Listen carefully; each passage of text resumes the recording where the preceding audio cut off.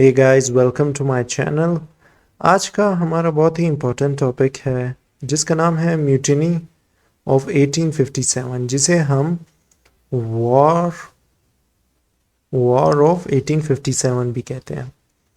ये बहुत ही interesting topic है जो और एक बहुत ही इम्पोर्टेंट इवेंट है हिस्ट्री में, जिसने बहुत ज़्यादा चीज़ों को नई चीज़ों को जन्म दिया और एक नए आइडियाज़ को भी पैदा किया, और हमें इससे बहुत ज़्यादा इम्पोर्टेंट चीज़ें भी सीखने को मिलती हैं। और ये एक सीएसएस के हवाले से भी बहुत इंपॉर्टेंट टॉपिक है। कभी कभार इससे रिलेटेड क्वेश्चंस आ भी जाते हैं। सीएसएस के अलावा भी बाकी भी पेपर्स में इसके क्वेश्चंस आ जाते हैं। तो वॉर ऑफ 1857 को म्यूटिनी ऑफ 1857 भी कहते हैं। तो आज हम पढ़ते हैं इसके reasons and impacts, especially on the Muslims of subcontinent. The Indian rebellion of 1857, ठीक है, जैसे हमने पढ़ा कि war of 1857, mutiny of 1857, Indian rebellion of 1857, ये सब उस इवेंट की तरफ इशारा है और ये सब उसी इवेंट के नाम है। Also known as Indian mutiny was a significant, एक सिग्निफिकेंट इंपॉर्टेंट को कहते हैं, significant important in the history, event in the history of the Indian subcontinent. The rebellion, बगावत, which lasted from May 1857 to June 1858, ठीक है, जो मई 1857 को शुरू हुई और जून 1858 तक रही, was a widespread uprising against British rule in India। ये अंग्रेज़ों के खिलाफ एक जंग थी इंडिया में, जिसको मुसलमान हिंदुओं ने मिलकर लड़ा था। किसके खिलाफ? अंग्रेज़ों के खिलाफ। द रिबेलियन, बगावत, हैड वेरियस कॉजेज, बहुत ज़्यादा इसकी वजूहत थे। क्यों हुई थी ये बगावत? इसकी बहुत ज़्यादा वजूहत थे, इंक्लूडिंग इकोनॉमिक कॉजेज थे, इकोनॉमिकल वजूहत थे, रिलीजियस वजूहत थे और पॉलिटिकल फैक्टर्स थे। One of the main reasons of the rebellion was the British East India company's policies, annexation of taxation. Main policy, main वजह इसकी, जो मेन वजूद, देखिए इकोनॉमिक जो वजह होती है, जब एक मुल्क के, एक कंट्री के, एक स्टेट के लोगों के इकोनॉमिकली हालात डाउन होने लगते हैं, ये हिस्ट्री ये बात कहती है, तब वहाँ पर एक रेवोल्यूशन आता है। क्योंकि लोग सब कुछ बर्दाश्त कर सकते हैं, लिटरली नाइंसाफ़ी सब कुछ बर्दाश्त कर सकते हैं, लेकिन बहुत ही ज़्यादा गुर्बत लोग बर्दाश्त नहीं कर सकते। तो ब्रिटिश ईस्ट इंडिया कंपनी ने बहुत ज़्यादा टैक्सेशन इम्पोज किए थे, which had led to dispossession of many Indian rulers and the loss of their power and prestige, ठीक है। मैनी इंडियन रूलर्स ने अपनी इज्जत खो दी थी, अपनी पावर्स खो दी थी इन अंग्रेज़ों की वजह से, जिसका उनके दिल में गुस्सा था। This policy had also resulted in the wide spread poverty, ठीक है, इन पॉलिसीज़ की वजह से गुर्बत बहुत ज़्यादा बढ़ गई थी of the Indian population, India के लोगों की, स्पेशली द फार्मर्स, जो किसान थे, वो बहुत ही ज़्यादा उन पर हाईली टैक्स्ड हो गए थे, उन पर हाईली टैक्सेशन इम्पोज की गई थी, जिसकी वजह से ये बगावत शुरू हुई। तो सबसे पहले हम देखते हैं इकोनॉमिक कॉज क्या थी। One of the main economic cause of the rebellion was the British East India Company policy of annexation and taxation, जो मैंने अभी अभी डिस्कस किया कि टैक्स बहुत ज़्यादा इन लोगों ने इम्पोज किया था पीजेंट्स पर, फार्मर्स पर। The company had annexed many Indian states, ठीक है, कंपनी ने बहुत ज़्यादा इंडियन स्टेट्स को अपने कब्जे में लिया, and had imposed heavy taxes on the farmer and peasants, ठीक है, और बहुत ही ज़्यादा हैवी टैक्सेस इम्पोज्ड कर दिए जो जो जगह वो एनेक्स करते जा रहे थे। Result in widespread poverty and deprivation, ठीक है, जिसके रिजल्ट में गुर्बत बढ़ती गई। The introduction of new land revenue system British East India company ने लॉन्च किया, द जमींदार सिस्टम जिसका नाम है, which placed the responsibility of collecting taxes on the zamindars और द लैंडलॉर्ड्स, जिनका काम था कि ज़मींदारों से वो टैक्स लें। led to the disposition of many Indian rulers and their loss of power and prestige, जिसकी वजह से काफ़ी इंडियन रूलर्स ने अपनी पावर खो दी थी। एक ये सबसे मेन वजह इकोनॉमिक कॉज थी। फिर उसके बाद आती है हमारे पास religious cause, the British army, ठीक है, which was predominantly composed of Indian soldiers. British army में ज़्यादातर जो इंडियन थे, इंडिया में जो ब्रिटिश आर्मी थी उसमें ज़्यादातर इंडियन सोल्जर्स थे, लेकिन उनके साथ वहाँ पर बहुत ही ज़्यादा तासुबाना रवैया रखा जाता था कि आप लोग इंडियंस हैं, आप ये आप वो, इस वजह से वो काफ़ी मार्जिनलाइज्ड फील करते थे। ब्रिटिश ऑफिसर्स उनको बहुत ही ज़्यादा कम नज़रों से देखते थे, उनको बहुत ही कम रैंक्स पर देते थे। इस पर एक मूवी है मंगल सिंह पांडे, ठीक है, बहुत ही ज़बरदस्त मूवी है, जिसमें बताया गया, यही दिखाया गया है कि 18 war of 1850, sorry for the bad hand writing, 1857, असल में मैं माउस से लिख रहा हूँ इस वजह से इस तरीके से हो रहा है। तो वॉर ऑफ 1857 के मेन कॉजेज़ क्या थे? असल में उस मूवी में ये दिखाया गया है कि मंगल सिंह पांडे को वो एक कारतूस देते हैं, जो कारतूस चर्बी से बना होता है और सूअर के उससे भी बना होता है, मतलब गोश्त वगैरह से, और गाय की चर्बी से बना होता है। तो मुस्लिम्स गाय की चर्बी की वजह से उस कारतूस को नहीं, सूअर की चर्बी की वजह से उस कारतूस को नहीं खोलते हैं, और जो हिंदू हैं वो गाय की वजह से, क्योंकि वो गाय को अपने रिलीजन में अपनी माँ मानते हैं, इस वजह से उस कारतूस को नहीं खोलते हैं। मेन वजह मतलब जो चिंगारी थी वो इस वजह से बढ़ती थी। चलिए हम वापस अपने टॉपिक की तरफ आते हैं। The British officers often showed respect towards Indian soldiers religious beliefs and practices, जो मैंने अभी अभी डिस्कस किया कि ब्रिटिश सोल्जर्स थे वो काफ़ी कम नज़रों से देखते थे। Such as forcing them to use cartridges greased with animal fat that were against their religious beliefs. ये वही बात हुई जो मैंने अभी कही कि कारतूस इन लोगों ने ऐसे लाए थे जिनमें जो मुसलमानों के लिए भी हराम थे और हिंदू भी उनको अच्छे नहीं समझते थे, उनके रिलीजन में भी वो ठीक नहीं था, तो वो फोर्स कर रहे थे मुसलमान हिंदुओं को कि वो ऐसी चीज़ें यूज़ करें। This led to widespread anger, इस जिसकी वजह से एक बहुत ही ज़्यादा गुस्से ने परवान पाया and resentment among Indian soldiers, particularly the Muslims soldiers, ठीक है, ज़्यादातर मुस्लिम सोल्जर्स ने बगावत शुरू की, who saw it as an attack on their religious beliefs. Political cause क्या थी इसकी? पॉलिटिकल कॉज ये थी the British policy of annexation and taxation, ठीक है, जो ब्रिटिश की पॉलिसी थी एनेक्सेशन और टैक्सेशन की, had led the disposition of many Indian rulers who had lost their power and prestige, ठीक है। ऐसे टैक्सेशन इन लोगों ने लगाए और ऐसी जगह, ऐसे स्टेट्स इन लोगों ने एनेक्स किए जहाँ पर इंडियन रूलर्स जो मुस्लिम या हिंदू थे उनकी पावर चली गई, जिसकी वजह से उनके दिल में गुस्सा पाए जाने लगा। The Indian princess and rulers who had lost their powers were also disconnected with the British rule, ठीक है। जो प्रिंस और प्रिंसेस और रूलर्स थे जो इन कॉजेस की वजह से, इन एनेक्सेशन की वजह से, इनके टैक्सेस की वजह से जिन्होंने अपनी पावर्स खो दी थी, वो लोग ब्रिटिश से डिस्कनेक्ट हो गए थे। And many of them joined the rebellion, और अक्सरियत ने इनके बगावत को ज्वाइन किया। The British policy of racial superiority, ठीक है, कि जो ब्रिटिश की पॉलिसी थी कि वो खुद को, देखिए बाहर मुल्क में रेसिज्म बहुत है, वाइट खुद को सुपीरियर समझते हैं ओवर द ब्लैक्स, तो यही सिस्टम यहाँ पर भी चल रहा था कि वो खुद को सुपीरियर समझ रहे थे।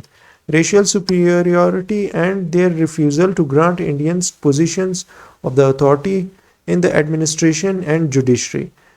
जो एडमिनिस्ट्रेशन थी, चाहे वो कमीशन की एडमिनिस्ट्रेशन हो, एग्जीक्यूटिव की एडमिनिस्ट्रेशन हो या जुडिशरी हो, उसमें अहम ओहदों पर सिर्फ वो अपने लोगों को अपॉइंट करते थे। क्यों? क्योंकि वो खुद को सुपीरियर समझते थे, बाकी इंडियंस को अपॉइंट नहीं करते थे। सोशल कॉज क्या थी इसमें? The social causes of the rebellion were mainly related to the sipahi soldiers treatment, ठीक है। जो सोल्जर्स को की ट्रीटमेंट थी, जो वो इनजस्टिस करते थे सोल्जर्स के साथ, और वही सोल्जर्स जो बाकी आम लोगों के साथ गलत तरीके से हरकतें करते थे। सोशल कॉजेस की ये बनी, who were mainly drawn from the Indian society. The Sepai soldiers were not treated as equal as faced discrimination and mistreatment at the hands of British officers. जो सोल्जर्स थे इंडियन सोल्जर्स उनको ऐसे treat नहीं किया जाता था जैसे British officers को अंग्रेज़ों को वो खुद आपस में एक दूसरे को ट्रीट करते थे.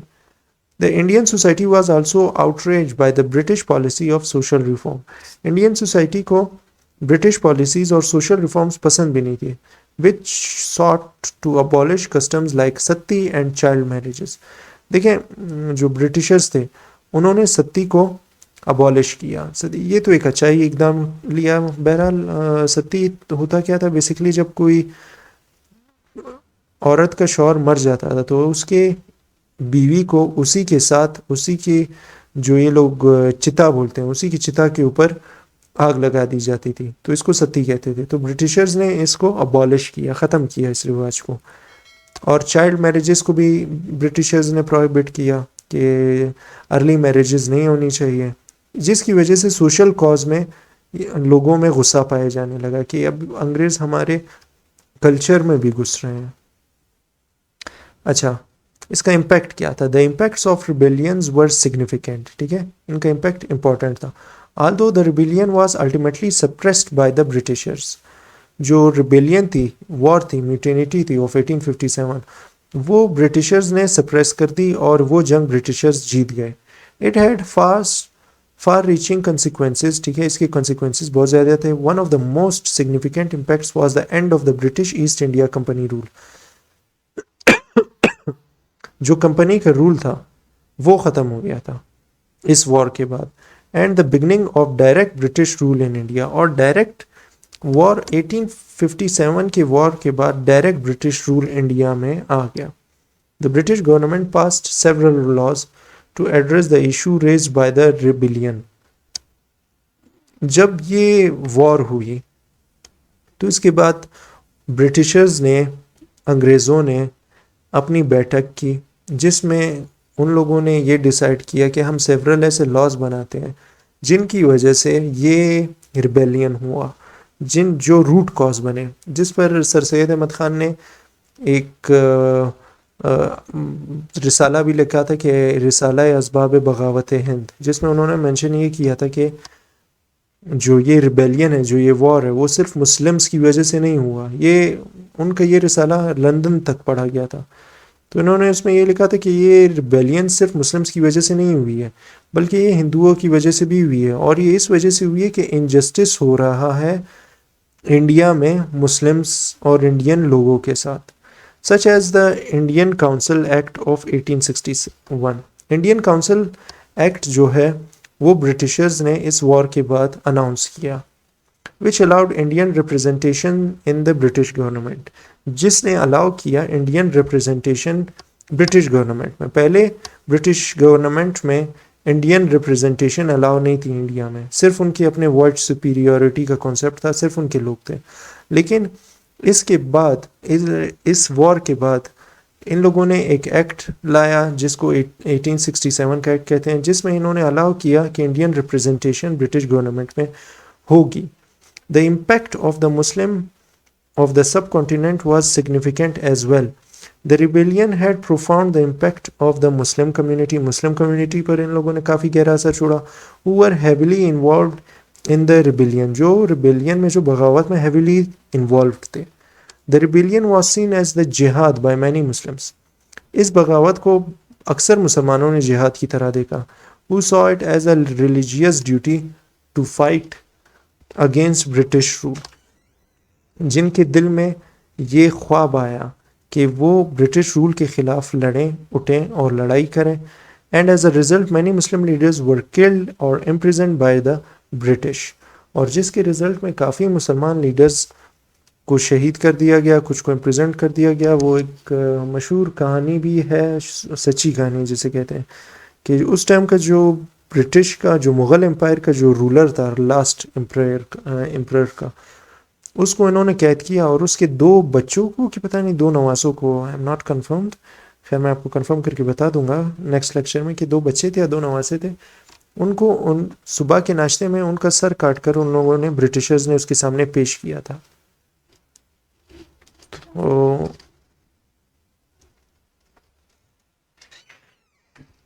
आफ्टर द रिबेलियन के बाद क्या हुआ? The British government began to view Muslims with suspicion, ठीक है, ब्रिटिश गवर्नमेंट मुस्लिम को हैरत और सस्पिशन की नज़रों से देखने लगी। And there was an increase in communal tension between the Muslims and the Hindus. Communal tension भी इंक्रीज हुई मुस्लिम और हिंदूज के दरमियान में, which led to the creation of All India Muslim League in 1906। ठीक है, इसके बाद रिबिलियन के बाद जो हिंदूज थे उन्होंने खुद को ब्रिटिशर्स के ज़्यादा करीब किया, तो और मुसलमानों के साथ नाइंसाफ़ियाँ भी शुरू हुई, जिसके बाद मुस्लिम लीग बनी। फिर उसके बाद 1906 में ऑल इंडिया मुस्लिम लीग बनी, मुसलमानों ने एक अपनी जुमात बनाई और इसी मुस्लिम लीग के बनने की वजह से बाद में पाकिस्तान बना। This league aimed to promote the political rights and interest of the Muslim. इस लीग ने political rights and interest of the Muslim को प्रिजर्व किया, उनको संभाला, उनका ख्याल रखा। And played a significant role in the partition of India in 1947, और बहुत ही ज़्यादा इम्पोर्टेंट रोल प्ले किया पार्टीशन में जो 1947 में हुआ।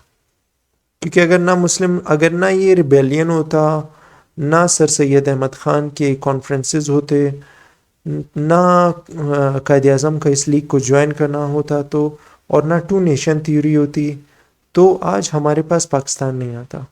इन सब टॉपिक्स को आप एक चैन लिंक करें, चैन लिंक जब आप करेंगे तब आपको इजीली अंडरस्टूड होगा कि आखिर में देखें, सबसे पहले वीक मुस्लिम रूलर्स आए, ठीक है, वो मुस्लिम रूलर्स आए, स्ट्रॉन्ग मुस्लिम रूलर, फिर उसके बाद वीक मुस्लिम रूलर्स आए, फिर उसके वीक मुस्लिम रूलर्स पर अटैक्स हुए, ठीक है, उन अटैक्स के बाद ब्रिटिशर्स आए, ठीक है, फिर ब्रिटिशर्स की नाइंसाफ़ियों की वजह से रिबेलियन हुआ, रिबेलियन की वजह से ब्रिटिशर्स ने मुस्लिम्स को और हिंदूज़ को सप्रेस किया। फिर उसके बाद इंडियन की अपनी हुकूमतें आईं, इंडियंस को मौका मिला अपना हुकूमत करने का, जिसमें हिंदुओं ने अपनी ज़्यादा सीटें लेकर मुसलमानों को दबाया। और फिर ये सब देखते के बाद होते होते करते करते लास्ट में इन सब की वजूहात की वजह से हमारे पास पाकिस्तान बना। सारे टॉपिक्स को आपने ऐसे लिंक करना है कि आपने एंड में उनको लिंक करना है पाकिस्तान के साथ, कि आखिर में इन सब की वजह से हमें एक अच्छा फल मिला जिसको हम कहते हैं Pakistan. The league aim to promote the political rights and interest of the Muslim played in the signature, ठीक है, ये तो हमने पढ़ लिया। कंक्लूजन क्या है इस टॉपिक का? The Indian rebellion of 1857 had significant impacts on the Indian subcontinent both politically and socially, ठीक है, पॉलिटिकली एंड सोशली इम्पैक्ट दोनों हुए। This rebellion was a response to the British East India company's policies, ठीक है, British East India company की policies का ये एक जवाब था। And religious discrimination against Indian soldier. The impact on the Muslim of the subcontinent was significant and it played a role in the development of Muslim politics in this region. तो आप मेरे notes से अपने notes भी बना सकते हैं, इसी वजह से मैं बहुत ज़्यादा सिंपल अल्फाज में नोट्स भी लिखता हूँ, आपको प्रोवाइड करता हूँ। ये इस पूरे टॉपिक का लबे लुबाब है। देखें सिंपल पॉइंट्स में, the Indian rebellion of 1857 was a widespread uprising, ठीक है, ये एक बहुत ही ज़्यादा बड़ी अपराइजिंग थी। And British rule in the India from May 1857 to June 1858, ठीक है, एक साल तक रही। इसकी मेन कॉज रिबेलियन इकोनॉमिकली थी, टैक्सेस थे, रिलीजियसली थी, कि जो वो रिलीजियसली उनको ऐसे कारतूस देते थे, उनको डिस्क्रिमिनेशन, एंड पॉलिटिकली भी थी, पॉलिटिकली जो पॉलिटिकल लीडर्स थे उनसे उनकी जगह एनेक्सेशन करते थे, और जो लैंडलॉर्ड्स थे उन पर बहुत ज़्यादा टैक्सेस इम्पोज करते थे। एंड सोशली ये कि वाइट्स अपनी सुपीरियरिटी इम्पोज करते थे, इंडियंस को सीट्स नहीं देते थे, ठीक है। इकोनॉमिक कॉज हमने पढ़ी, रिलीजियस कॉज हमने पढ़ी, पॉलिटिकल कॉज हमने पढ़ी, सोशल कॉज हमने पढ़ी। The rebellion ultimately led to the end of British East India Company, ठीक है, ये भी हमने पढ़ा, and the beginning of the direct British rule in India. The impact on the Muslim community was significant with many Muslim leaders killed, ठीक है, बहुत ही ज़्यादा मुस्लिम लीडर्स को मार दिया गया था और इम्प्रिजन या जेल में डाल दिया गया था by the Britishers. The All India Muslim League was created in 1906, ठीक है, ऑल इंडिया मुस्लिम लीग 1906 को क्रिएट की गई थी, जिसका ख़ास मकसद ये था कि वो political rights and interest of Muslims को प्रिजर्व किए करे, जिसने अल्टीमेटली important role play किया in 1947 by the creation of Pakistan. तो ये था हमारा आज का टॉपिक, मैंने अपनी तरफ से समझाने की कोशिश की, फिर भी अगर आपको समझ नहीं आया तो आप हमसे पूछ सकते हैं डायरेक्टली। मिलते हैं नेक्स्ट लेक्चर में, टिल देन टेक केयर, अल्लाह हाफिज़।